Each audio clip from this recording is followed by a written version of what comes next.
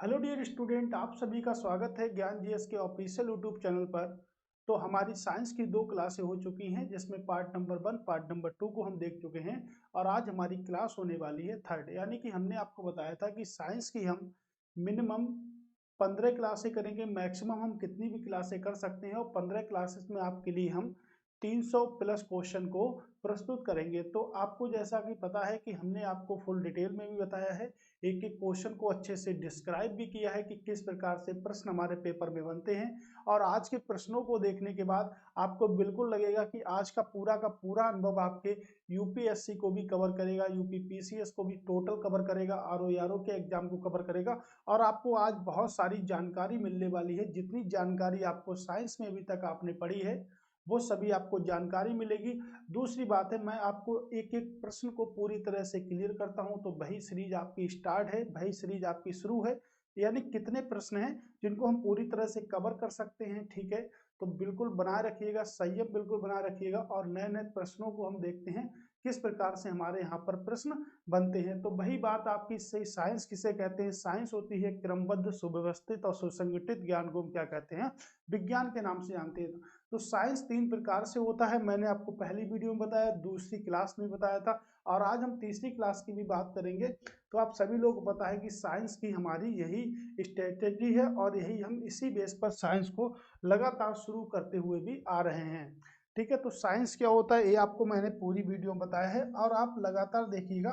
तो उम्मीद करता हूँ कि जो भी आपके कंफ्यूजन रहे होंगे साइंस में, जो भी कंफ्यूजन है वो आप हमें व्हाट्सअप करके बताइएगा कि सर हम पे ये कंफ्यूजन हो रहा है, एक क्वेश्चन हमको समझ में नहीं आ रहा है।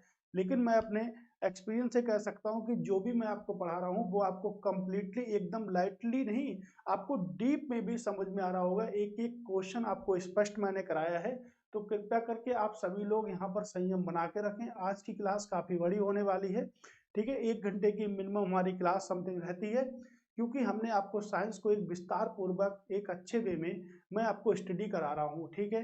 तो साइंस की परिभाषा क्या होती है? क्रमबद्ध, सुव्यवस्थित और सुसंगठित ज्ञान को विज्ञान कहते हैं।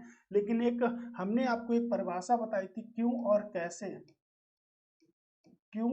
कैसे की अगर जानकारी हो जाए तो हम उसे क्या कहते हैं? साइंस कहते हैं। तो क्यों और कैसे की अगर हमको जानकारी होती है तो हम उसे क्या कहते हैं? तो हम उसे साइंस कहते हैं। क्रमबद्ध, सुव्यवस्थित और सुसंगठित ज्ञान को हम क्या कहते हैं? विज्ञान कहते हैं। बाकी आप सभी लोग जानती हो कि रसायन विज्ञान क्या होता है, जीव विज्ञान क्या होता है, भौतिक विज्ञान क्या होता है, ठीक है। चलिए अब प्रश्नों की ओर मूव करते हैं, एक एक प्रश्न को डिटेल में समझेंगे। निम्नलिखित में से किस पदार्थ का निम्नलिखित में से किस पदार्थ का 4 डिग्री सेंटीग्रेड पर सापेक्ष सबसे अधिक सापेक्ष घनत्व होता है, यानी कि डेंसिटी सबसे ज्यादा होती है? तो 4 डिग्री सेंटीग्रेड पर पूछा है, यानी कि 4 डिग्री सेंटीग्रेड पर, ठीक है। 4 डिग्री सेंटीग्रेड पर कितना होता है? तो 4 डिग्री सेंटीग्रेड पर अगर बात करेंगे, कैरोसिन तेल का सापेक्ष घनत्व कितना होता है? 0.8 होता है। पारे की बात करेंगे तो 13.6 होता है। ग्राम प्रति सेंटीमीटर की घात 3 क्या होता है? ग्राम प्रति सेंटीमीटर की घात 3, ठीक है। अगर बात करेंगे ग्रिसलिन का, तो ग्रिसलिन का आपका होता है, ठीक है, ग्राम प्रति सेंटीमीटर की घात 3।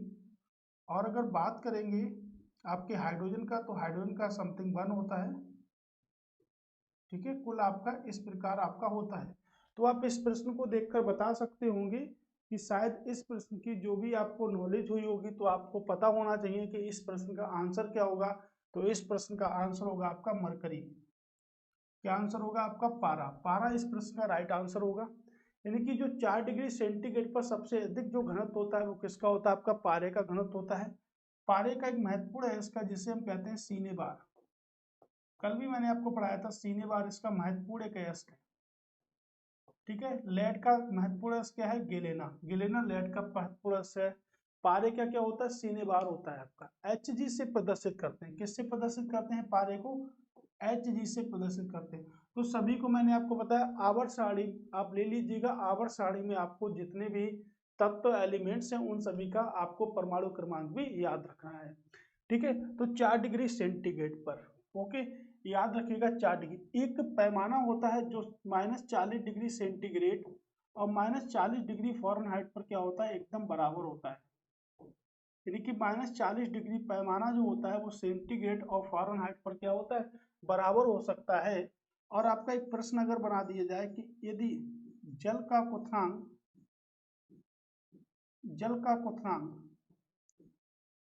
100 डिग्री सेंटीग्रेड है तो फ़ारेनहाइट में कितना होगा। यदि जल का क्वथनांक 100 डिग्री सेंटीग्रेड है तो फ़ारेनहाइट में कितना होगा। ये प्रश्न, ऐसे प्रश्न आपसे कई बार पूछे आते हैं। तो इसके लिए एक फार्मूला होता है C/5 F माइनस 32/9। तो आपको पता है कि C की वैल्यू आपको दे रखी है कितनी है, 100 डिग्री सेंटीग्रेड। तो 100 डिग्री सेंटीग्रेड बटे 5 F माइनस 32/9। F किसको प्रदर्शित करता है, तो F जो प्रदर्शित करता है वो किसको कहता है, फ़ारेनहाइट पैमाने को प्रदर्शित करता है। तो अगर इसको हम कट करेंगे तो कितना होगा, 20 की मल्टीप्लाई 9 से करेंगे तो 180 होगा।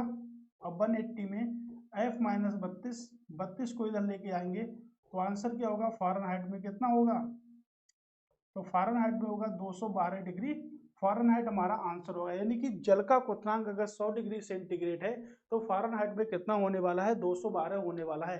ठीक है, कितना होना है, 212 होने वाला है। अगर केल्विन में पूछा जाए तो 273.15 को बढ़ा देंगे तो क्या हो जाएगा, केल्विन हो जाएगा। तो जल का क्वथनांक अगर 100 डिग्री सेंटीग्रेड है तो केल्विन में कितना होने वाला है, यानी कि इसमें हम प्लस कर देंगे 100 प्लस कर देंगे तो हो जाएगा 373.15 केल्विन। कितना हो जाएगा, इतना आपका केल्विन में हो जाएगा।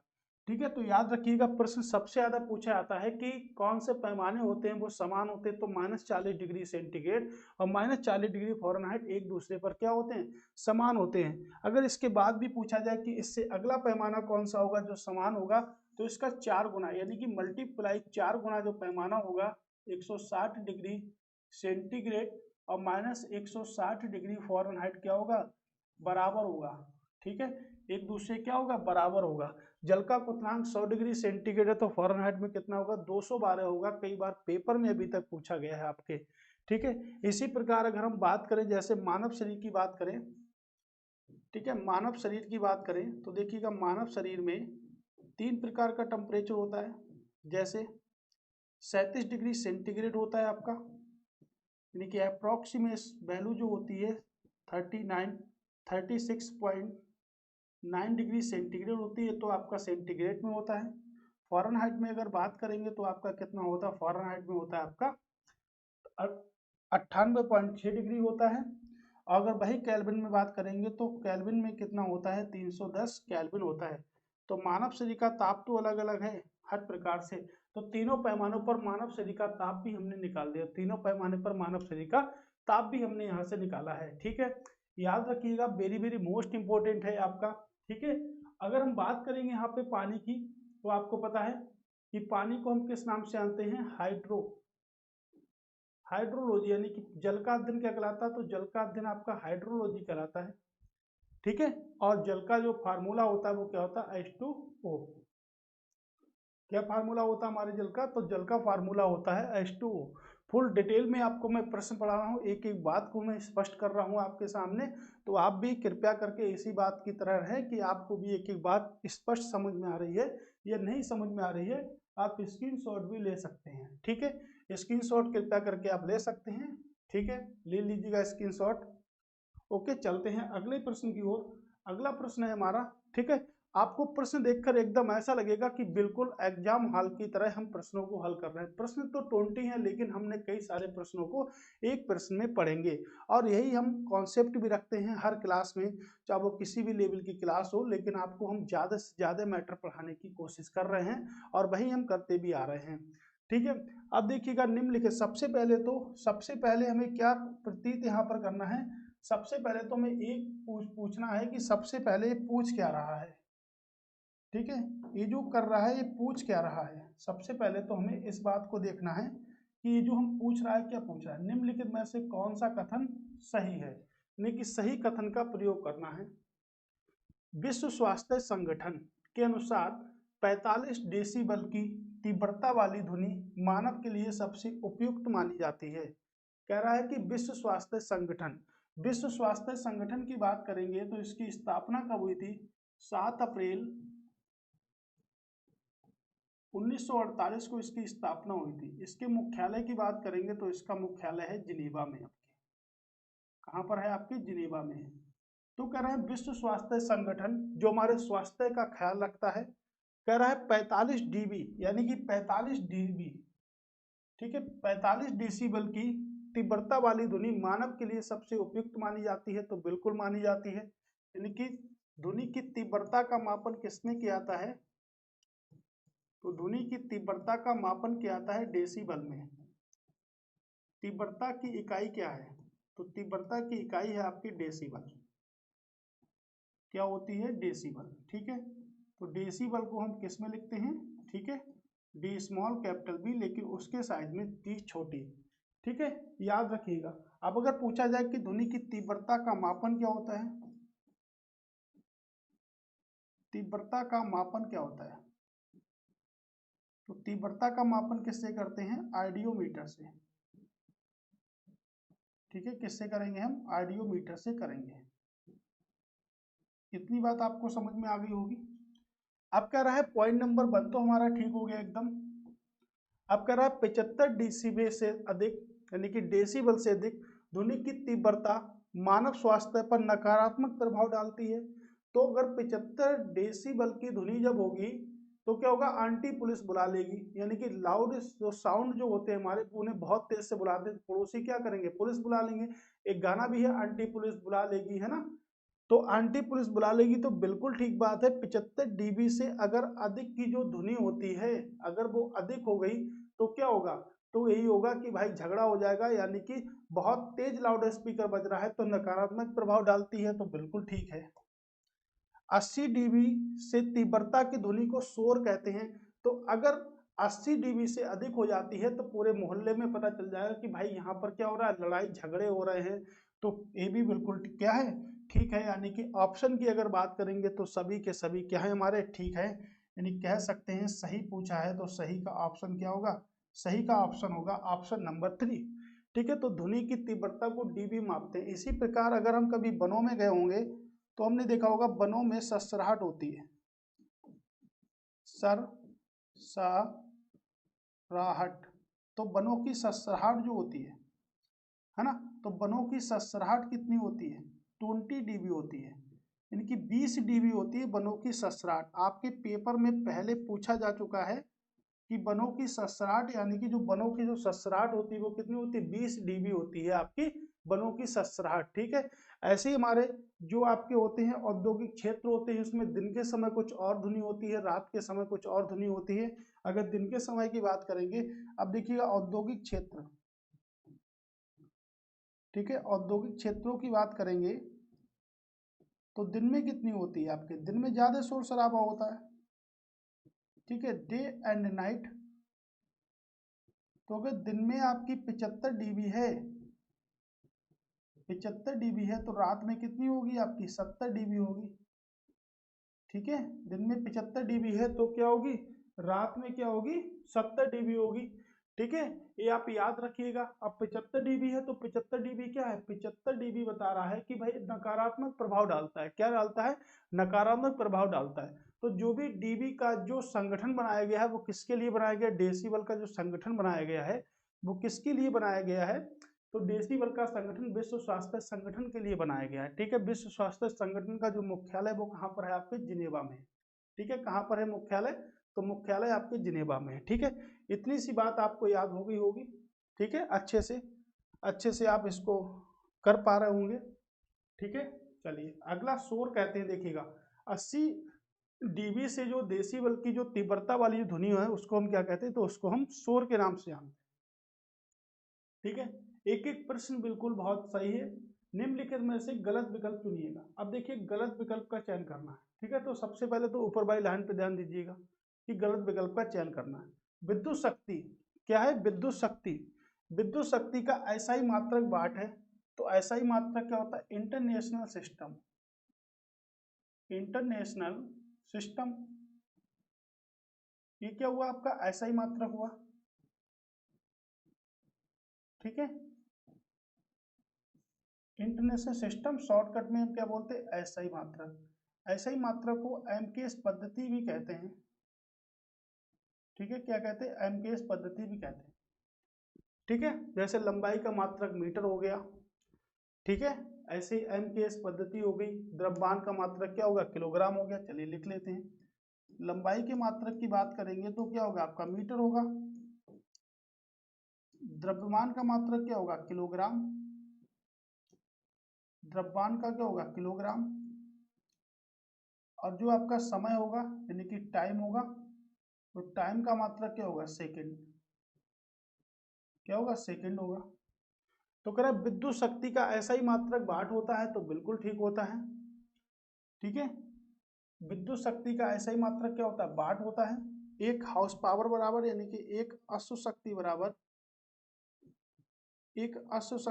746 वाट होता है। कितना होता है, 746 वाट होता है, ठीक है, ये याद रखिएगा। बल का ऐसा ही मात्रक न्यूटन होता है, बिल्कुल ठीक है, बल का ऐसा ही मात्रक न्यूटन होता है। कार्य का ऐसा ही मात्रक जूल होता है, तो ये भी बिल्कुल ठीक है।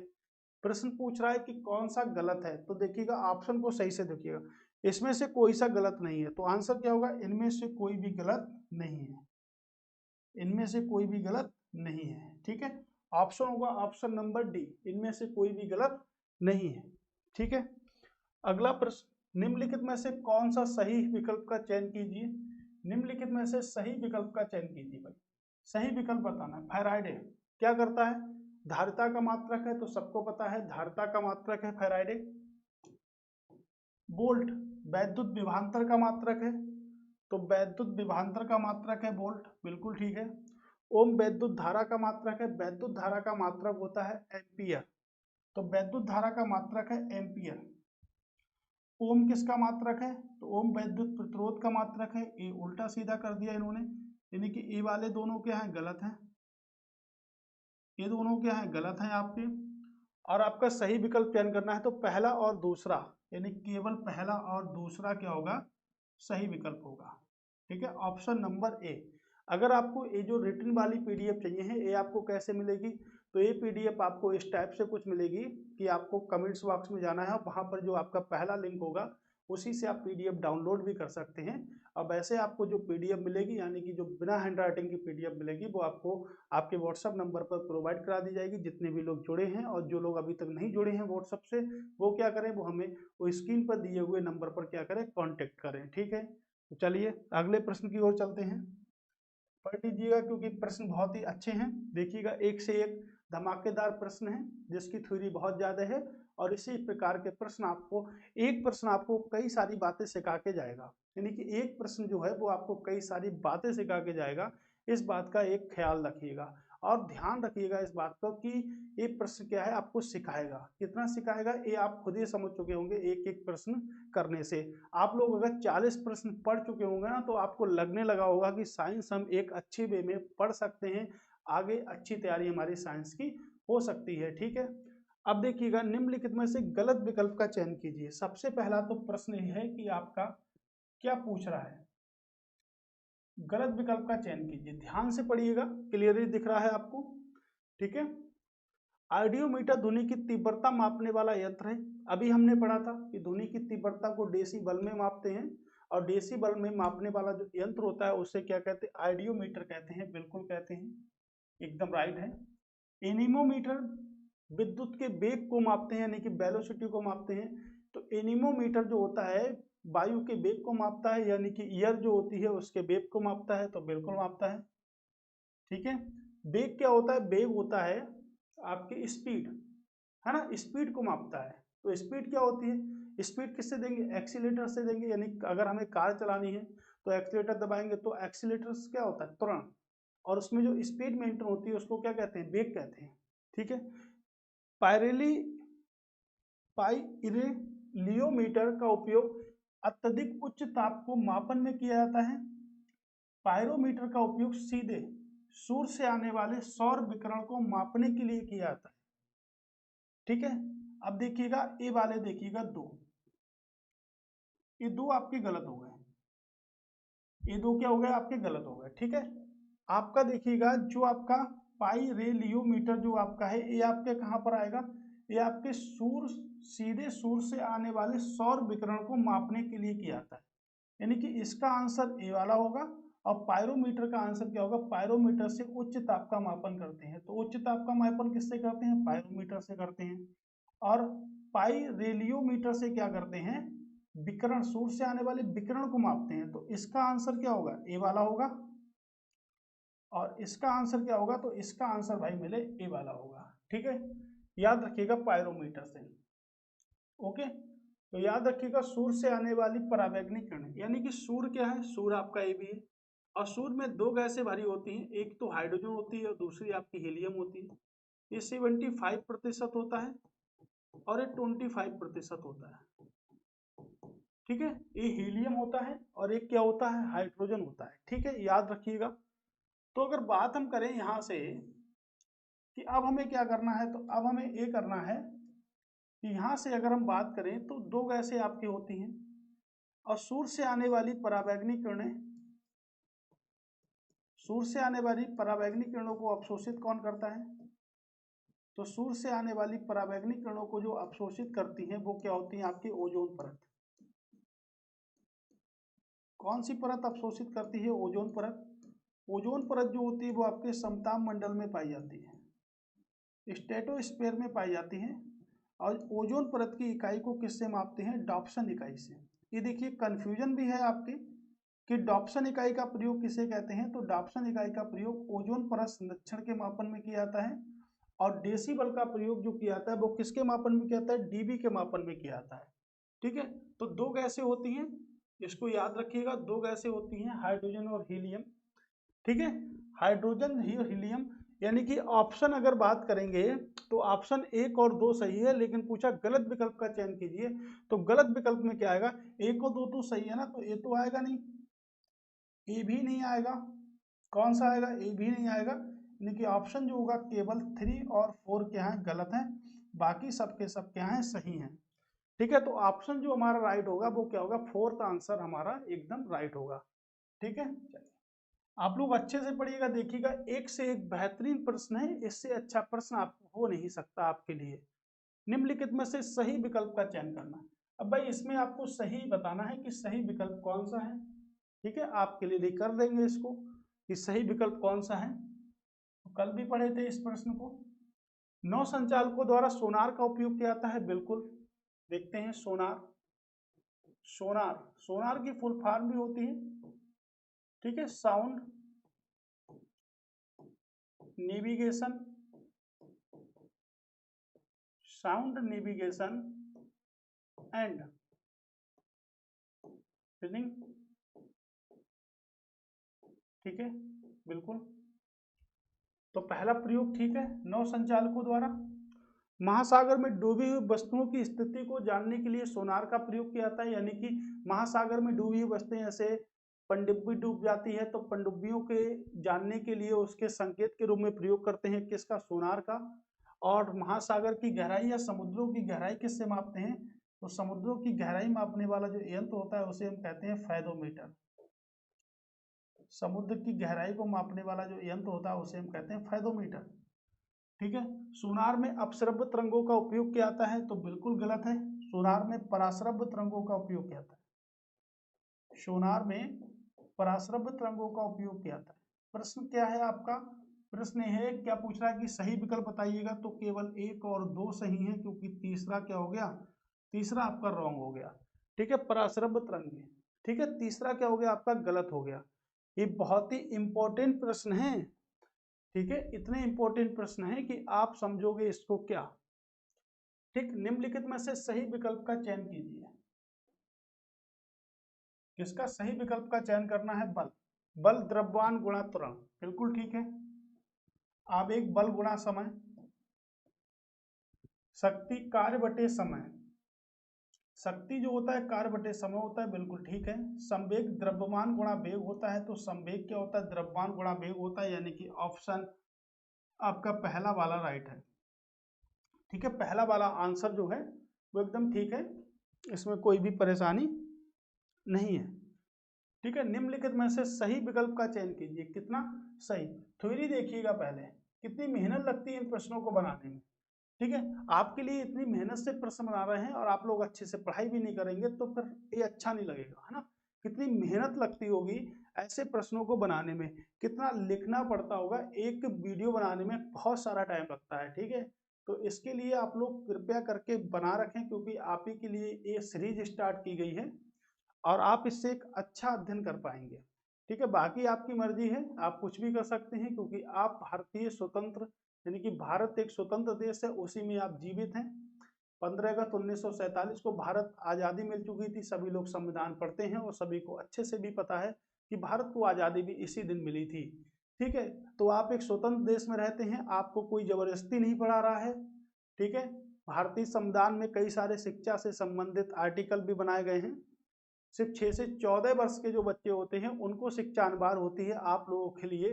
अब आप 6 से 14 वर्ष के नहीं बचे हैं, अब आपकी इच्छा है कि आप पढ़ेंगे या नहीं पढ़ेंगे, इसका डिसाइड आपको खुद करना है। आपको एक अच्छा नागरिक बन के जीना है तो आपको नॉलेज जरूरी होनी चाहिए।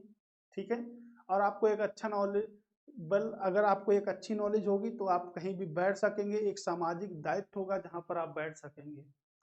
ठीक है, तो कृपया करके मैं आपको पढ़ा रहा हूँ, बहुत ज़्यादा मेहनत लगती है।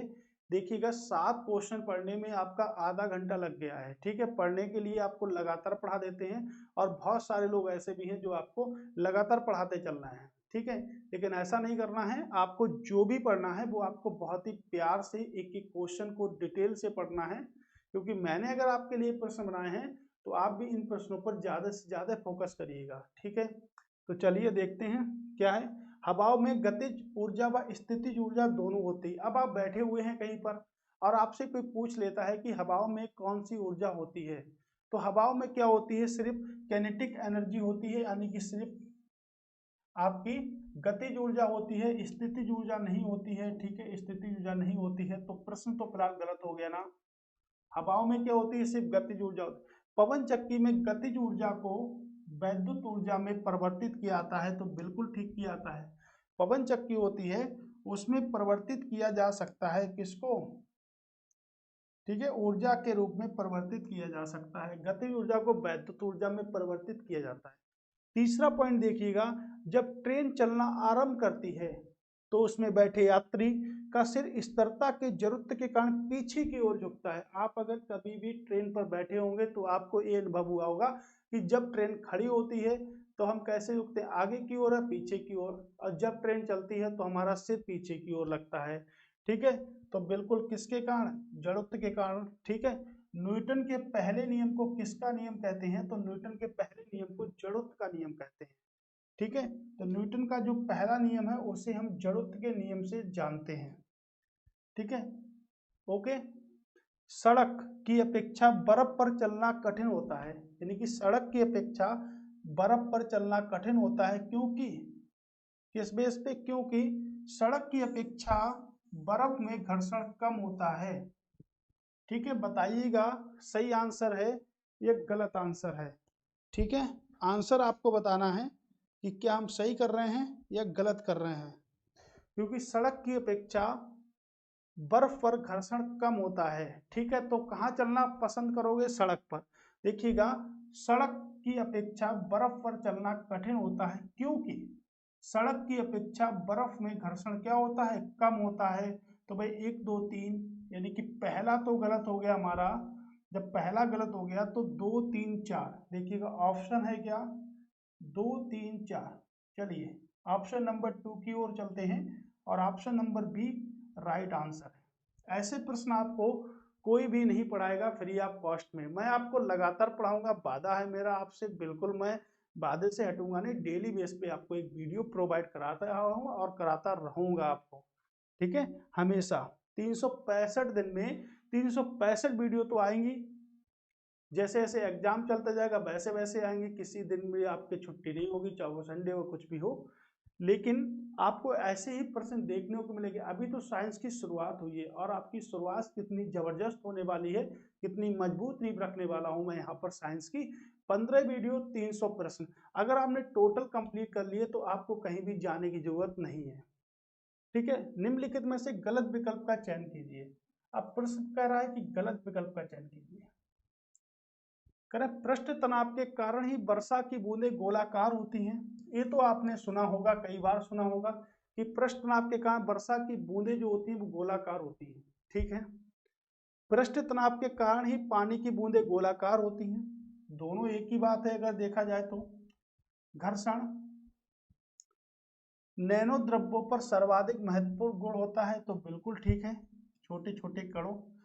तेल जल की सतह पर फैल जाता है, तेल जो हमारा होता है वो जल की सतह पर फैल जाता है, बिल्कुल। यानी कि एक थाली अगर लेते हैं तो उसमें तेल अगर रखते हैं तो वो क्या होता है, फैल जाता है। ठीक है, क्या होता है, फैल जाता है, क्योंकि तेल का पृष्ठ तनाव जल के पृष्ठ तनाव से क्या होता है, अधिक नहीं, क्या होता है, कम होता है। क्या होता है, कम होता है भाई, अधिक नहीं होता है। अगर अधिक होगा तो फैलेगा कैसे? Option number D right answer, क्योंकि पूछा है गलत क्या है, क्या है, गलत क्या है इसमें। ठीक है, अब देखिएगा 10वां प्रश्न। ठीक है, देखिएगा 10वें प्रश्न की, ठीक है, स्थिति क्या है। निम्नलिखित में से सही विकल्प का चयन कीजिए। कैसा विकल्प, सही विकल्प। जब किसी वस्तु की मात्रा में परिवर्तन होता है तो उसका घनत्व परिवर्तित हो जाता है। पॉइंट नंबर 2, जल का अपेक्षित घनत्व 4 डिग्री सेंटीग्रेड पर सबसे अधिक होता है। लोहे की कील पारे पर तैरती है जबकि पानी में डूब जाती है, क्योंकि लोहे का घनत्व पानी के घनत्व से अधिक और पारे के घनत्व से कम होता है। चलिए देखते हैं। लोहे की कील पारे पर तैरती है, बिल्कुल, जबकि पानी में डूब जाती है। ट्राई भी कर सकते हो, पानी में फेंकोगे लोहे की कील डूब जाएगी, पारे पर तैरती रहेगी। कारण स्पष्ट कीजिए। लोहे का घनत्व पानी से अधिक और पारे से कम होता है। पारे से क्या होता है, कम होता है। बताइएगा क्या ठीक है? तो बिल्कुल ठीक है, एकदम राइट आंसर है। जल का अपेक्षित घनत्व 4 डिग्री सेंटीग्रेड पर सबसे अधिक होता है, ये तो अभी हमने शुरुआत में ही पढ़ा था, पहला प्रश्न ही था इस पर। किसी वस्तु की मात्रा में परिवर्तन होता है तो उसका घनत्व अपरिवर्तित हो जाता है। इसमें तो आपका लिखा है परिवर्तित हो जाता है, कैसा हो जाता है, अपरिवर्तित हो जाता है। ऑप्शन नंबर 1 गलत है, 2 और 3 सही है। सही पूछा है तो 2 और 3 वाला भी ऑप्शन है। ठीक है, परिवर्तित होगा, यदि किसी वस्तु की मात्रा में परिवर्तन होता है तो घनत्व तो ऑटोमेटिकल परिवर्तित होगा या अपरिवर्तित होगा, अपरिवर्तित रहेगा। ठीक है, गलत विकल्प का चयन कीजिए। केशवत्व, ठीक है, केशवत्व सोखते द्वारा स्याही का सोखना, यानी कि केशवत्व का सिद्धांत जो होता है उसके उदाहरण बताने हैं आप लोगों को। केशवत्व का सिद्धांत जो होता है उसके उदाहरण आप लोगों को बताने हैं। क्या क्या उदाहरण होते हैं, जैसे आपने व्हाइट बोर्ड देखा होगा, व्हाइट बोर्ड पे जिस मार्कर का हम प्रयोग करते हैं वो केशवत्व के सिद्धांत पर कार्य करती है। किस पे सिद्धांत पर कार्य करती है, केशवत्व के सिद्धांत पर कार्य करती है। जैसे सोखते द्वारा स्याही का सोखना, बिल्कुल। भूमिगत जल का ऊपर की ओर चढ़ना, बिल्कुल ठीक है। भूमिगत जल है वो ऊपर की ओर चढ़ता हुआ नमी प्रस्तुत करता है, किस क्या बनाता है, नमी बनाता है। सूती कपड़े पर पानी की बूंदों का फैलना, ये भी ठीक है। लालटेन व बल्ब लैंप की बत्ती में तेल का ऊपर चढ़ना, यानी कि जो लैंप हम पुराने समय में जलाते थे, अब तो भारत सरकार ने कैरोसिन का तेल ही बंद कर दिया है, तो लैंप लालटेन सब बंद हो गई है। गदर मूवी में देखो अमीषा पटेल उसको मिल जाती है, किसको, सनी देओल को मिल जाती है, इससे लालटेन।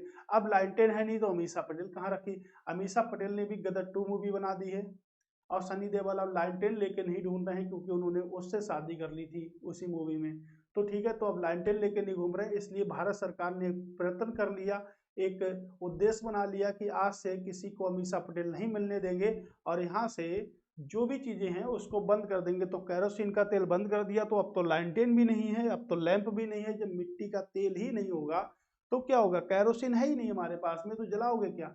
लेकिन अब साइंस में सिर्फ पढ़ना है कि लालटेन और लैंप की जो बत्ती होती है उसमें तेल जो ऊपर के लिए चढ़ता है वो किससे चढ़ता है। ठीक है, अब इलेक्ट्रॉनिक लैंप आ चुके हैं।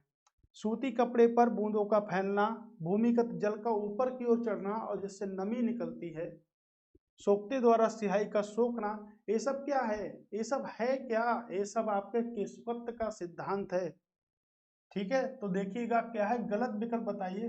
तो कोई भी गलत नहीं है, इनमें से कोई भी गलत नहीं है। ऐसे प्रश्न आपने लगातार तो नहीं देखे होंगे, एक दो प्रश्न आपने देखा होगा लेकिन लगातार नहीं देखा होगा। देखिएगा धांसू वीडियो है एकदम थर्ड पार्ट आपका। निम्नलिखित में से सही विकल्प का चयन कीजिए। प्रकाश विकिरणों की प्रकृति कभी तरंग के समान कभी कण के समान होती है। तो बिल्कुल पहले तो ये देखिएगा क्या पूछा, सही।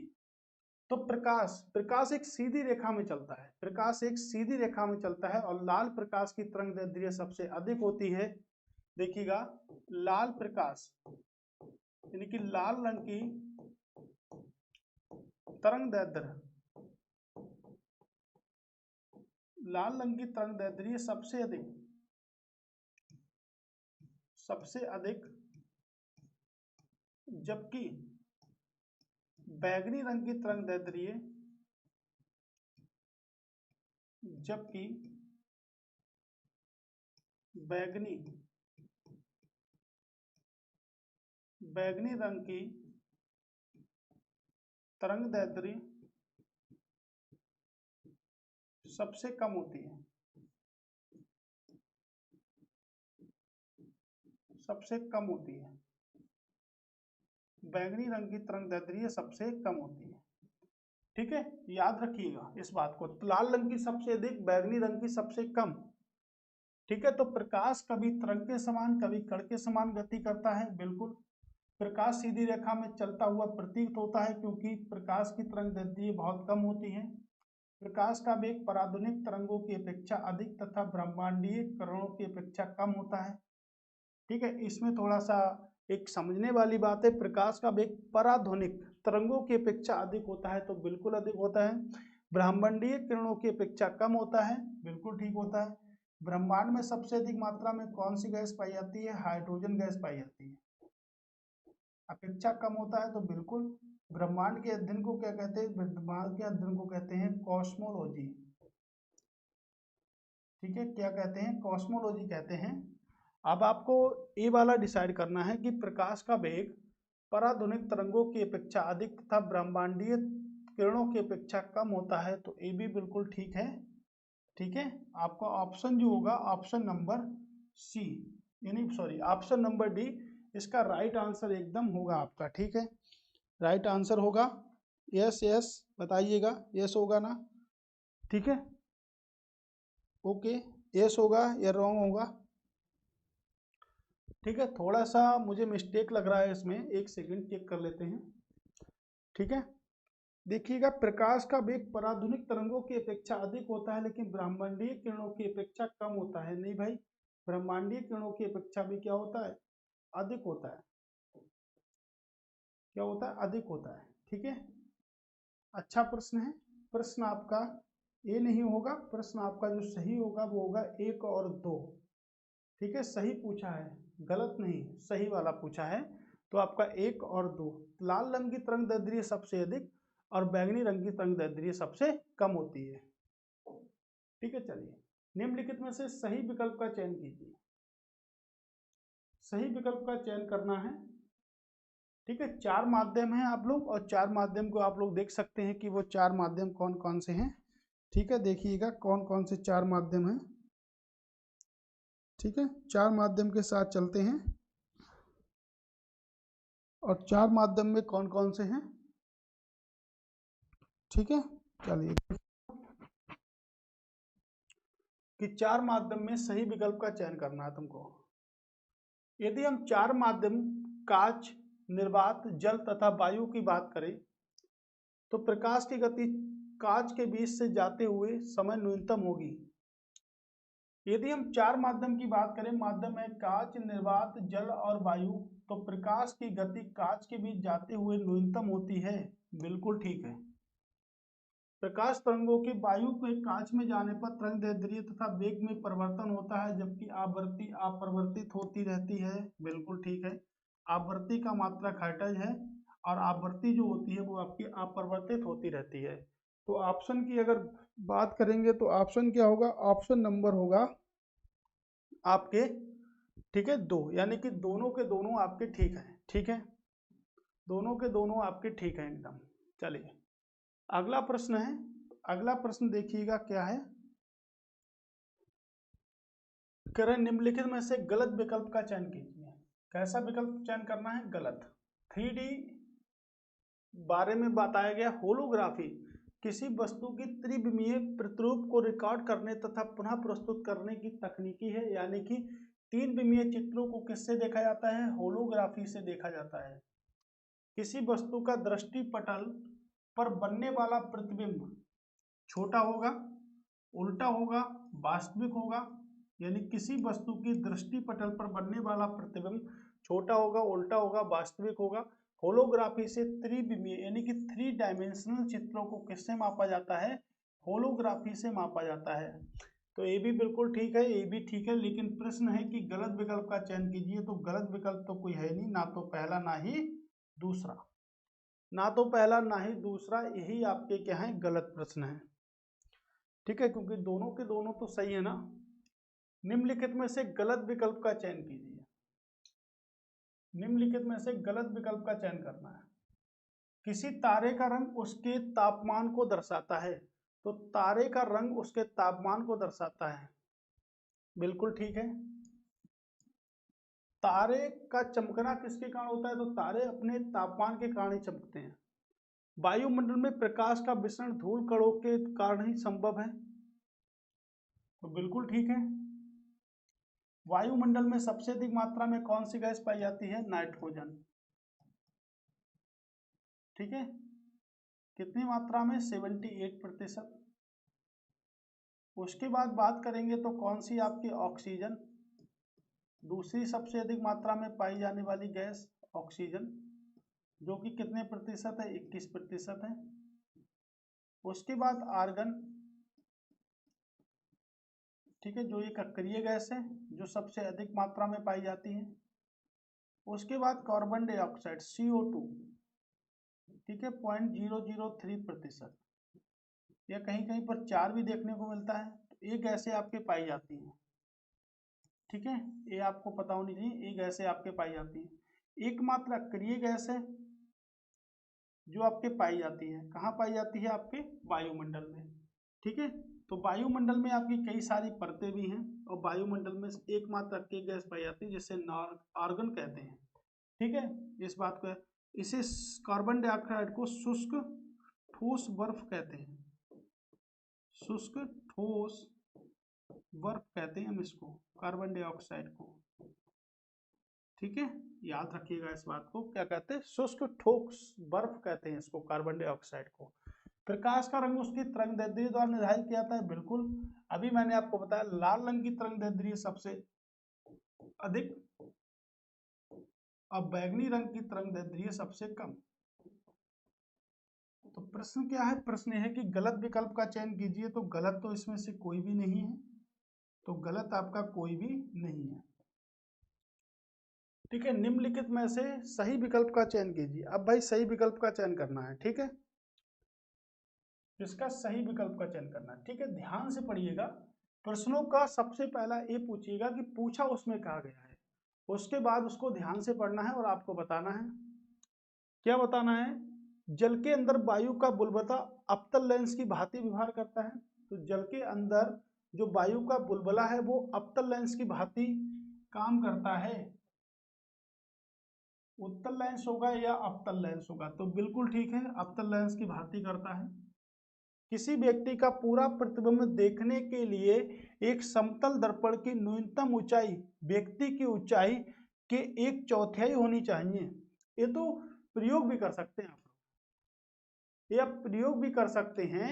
ठीक है, कि किसी व्यक्ति का पूरा प्रतिबिंब देखने के लिए, पूरा प्रतिबिंब देखने के लिए एक समतल दर्पण की न्यूनतम ऊंचाई व्यक्ति की ऊंचाई के 1/4 नहीं, आधी होनी चाहिए।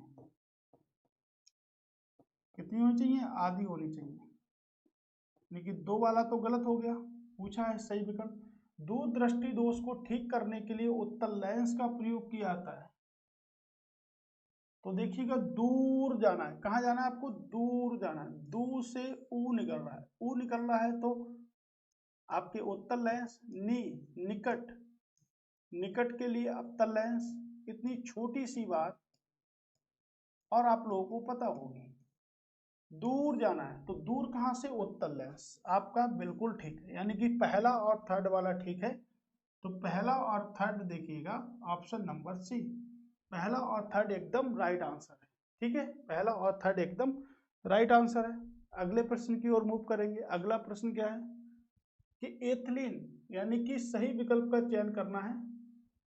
एथिलीन ग्लाइकोल का उपयोग स्वचालित ईंधनों के लिए हिमरोधी के रूप में किया जाता है।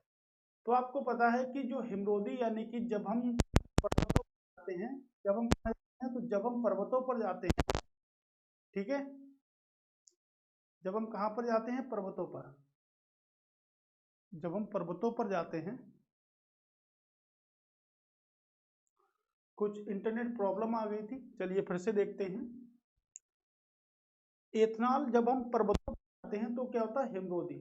ठीक है, क्या होता है आपका हिमरोधी जो होता है उसके रूप में किसका प्रयोग किया जाता है, तो उसके रूप में जो प्रयोग किया जाता है, हिमरोधी के रूप में प्रयोग किया जाता है, एथिलीन ग्लाइकोल का उपयोग किया जाता है। बिल्कुल हिमरोधी के रूप में किया जाता है। परम शून्य ताप सैद्धांतिक रूप से न्यूनतम संभव ताप है, ये भी बिल्कुल स्टेटमेंट ठीक है, कई बार पेपर में पूछा गया है। किसी पदार्थ को गर्म करने पर उसका आयतन बढ़ जाता है, उसका घनत्व तो क्या होता है, कम हो जाता है। आयतन बढ़ता है, घनत्व क्या हो जाता है, कम हो जाता है।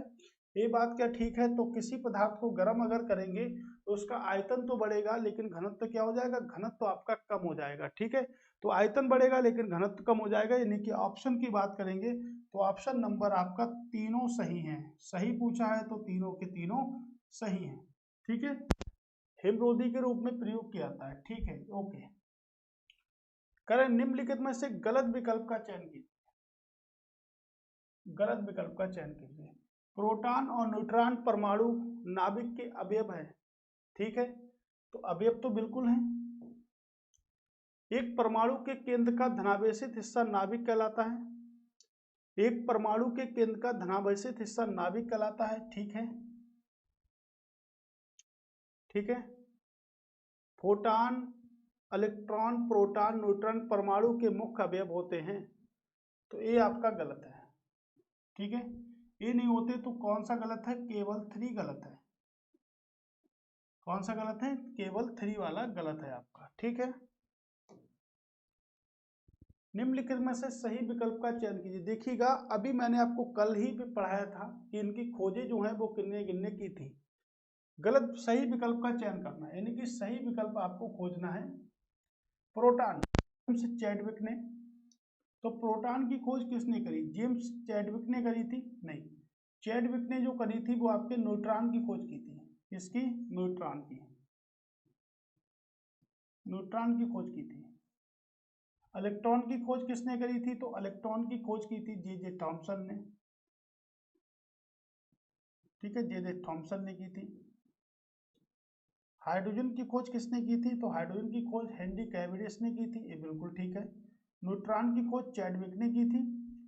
तो आपका जे थॉमसन ने किसकी खोज करी थी, तो जे थॉमसन ने जो खोज करी थी वो किसकी करी थी, ईंट पर नाच।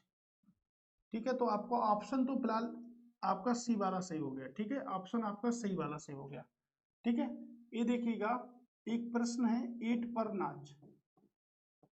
ठीक है, इस प्रकार से समझिएगा, ना से न्यूट्रॉन और ना से क्या होगा, चैडविक। तो न्यूट्रॉन और चैडविक, ठीक है। पासे प्रोटॉन, तो प्रोटॉन की खोज किसने की, रदरफोर्ड ने, रासे रदरफोर्ड, है ना, रदरफोर्ड। ई से इलेक्ट्रॉन, और इलेक्ट्रॉन की खोज किसने करी, टासे टॉमसन या थॉमसन। ठीक है, इन्होंने खोज करी। इतनी स्टोरी याद रखिएगा और इतनी स्टोरी ही आपसे पेपर में पूछी जाएगी। कल मैंने जो प्रश्न आपको बताया था उसी के बेस पर आज प्रश्न भी बन गया है, उसी के प्रश्न भी बन गया आप लोगों का। ठीक है, इसको याद रखिएगा। कुछ प्रॉब्लम आ रही है सिस्टम में लग रहा है, चलिएगा कोई नहीं, ठीक हो गई है। निम्नलिखित में से कौन सा संरक्षण के उदाहरण है, लोहे पर भूरे रंग की परत बनना संरक्षण के उदाहरण है। तो लोहे पर भूरे रंग की परत बनना बिल्कुल, चांदी पर काले रंग की परत बनना बिल्कुल, तांबे पर हरे रंग की परत बनना बिल्कुल ठीक है, ये तो परती से परत संबंधित है, तो आपको ऑप्शन नंबर डी। ठीक है, परत का परत से संबंध है, तो ऑप्शन नंबर डी इसका एकदम राइट आंसर है। ठीक है, ऑप्शन नंबर डी इसका राइट आंसर है। ठीक है, तो ये देखिएगा आपके लिए डेली बेस पर क्लास है, ये हमारा क्लास नंबर 3 था। ऐसे ही हम लगातार क्लासें आपके लिए प्रोवाइड करते रहेंगे और आप हमारी सहायता करते रहेंगे। किसमें?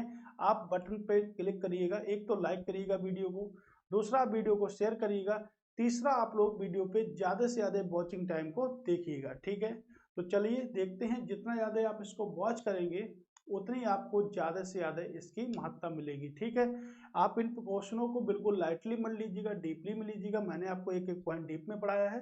थोड़ा सा सिस्टम गड़बड़ कर रहा था इंटरनेट प्रॉब्लम की वजह से, कोई नहीं, उसको सॉल्व कर लिया जाएगा, इसलिए क्लास को थोड़ा सा स्पीडली कर दिया था। ठीक है, कोई नहीं, फिलहाल आप लोग बने रहिएगा आर ओ के सब्जेक्ट पर, और आपको हम लगातार क्लासेस तो दे ही रहे हैं, लगातार क्लासेस देते रहेंगे। ठीक है, थैंक्स फॉर वॉचिंग। दोबारा फिर से मिलेंगे दोस्तों, तब तक के लिए नमस्कार।